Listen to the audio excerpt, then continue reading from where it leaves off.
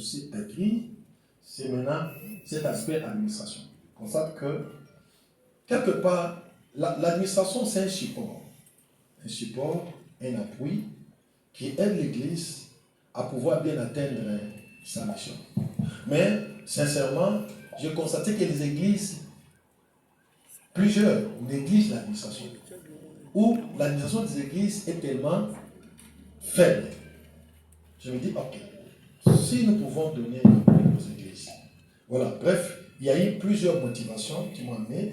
Et plus aussi, dans les assemblées de Dieu, je suis l'un des concepteurs de textes. Je suis l'un des concepteurs de textes de l'assemblée de Dieu. D'ailleurs, je suis l'un des concepteurs majeurs. En faisant cela régulièrement, je constatais que non, il faut offrir aux pasteurs les droits ecclésiastiques. Je trouvais vraiment un besoin. Et je dis, enfin, j'ai compris que ce n'est pas seulement aux pasteurs. Je fais les droits économiques et sociaux en tant que juriste.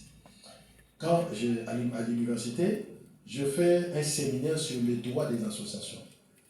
Je me souviens, j'étais avec mon ami Coco. Et c'est là, j'avais déjà une idée sur les droits ecclésiastiques. À l'époque, là, dans les années 92, 93. C'est là maintenant, cette idée de dire, ok, c'est l'occasion de pouvoir donner même aux juristes un bagage qui peut les aider à le futur. Voilà, c'est ça quelques raisons. Deuxième question, vous avez posé la corrélation. Je réfléchis comme un scientifique. Je réfléchis vraiment comme un pur scientifique.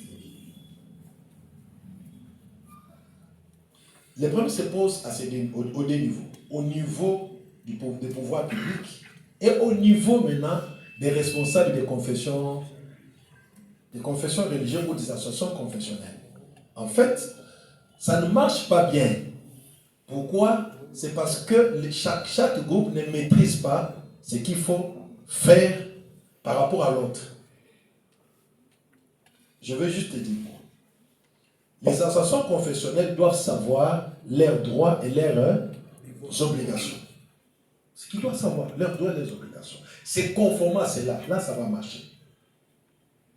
L'État aussi, c'est-à-dire le pouvoir public, doit savoir aussi comment accompagner les associations confessionnelles. Mais je vais dire d'abord, la loi elle-même d'abord est claire. C'est là où les choses ne marchent pas. Commençons d'abord à revoir la loi. Ça peut aider aussi beaucoup de choses, comment aussi cette relation peut se développer. Mais néanmoins, je dis, les droits ecclésiastiques ne se limitent pas seulement au rapport entre l'État et l'Église. Aussi les rapports entre les membres, c'est-à-dire nos statuts, règlements, font partie du droit ecclésiastique. D'ailleurs, pour les droits canons aussi, les rapports aussi, les rapports entre Dieu et l'Église. Et pas de cette dimension. Et enfin, votre dernière question, c'est comment je vais m'y prendre. Je dis, moi j'ai réfléchi comme un scientifique.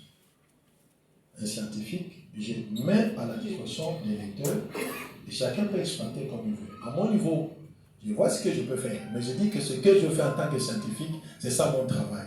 Un scientifique, il donne le moyen aux autres, maintenant, aux politiciens, aux pasteurs, à tout le monde, de pouvoir exploiter.